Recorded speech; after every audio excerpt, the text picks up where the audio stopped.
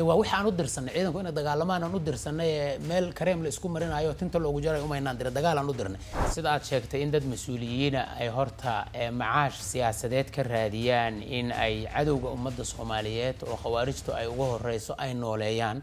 ninka jeclaan lahaa inuu arko ciidanka Soomaaliyeed magaciisa ku sheegay asaga ma ka hadlaysaa طبعا ها عبد الرحمن waa kamid dadka runtii caadaystu kamid yahay dadka Soomaaliyeed weydii ka hadlaysaa dadka suuqa u abuuray waxaan jeedaa dadka hadda magacooda qaarkood oo ayagoo mas'uuliyiin oo hore amniga qaranka ka yani dawladda laakiin cadaalad isku dawladda aan ahayn laakiin asaga amniga mas'uul ka ahaa waxaan qirsanahay dawladdaas aan kamid ka ahay inaysan shabaab sida ahayd in loola diriro ula diriray dawladdii ka tirsaneed ee farmaajo ma waxa ku tuhmaysaa ku eedeynaysaa inay shabaab binaxisay runtii saas aniga aan aaminsanahay inaan dagaal shaqadii ay ahayd shabaab in laga qabto inaan ka qaban aan aaminsanahay يعني dadka Soomaaliyeed markaan runta u sheego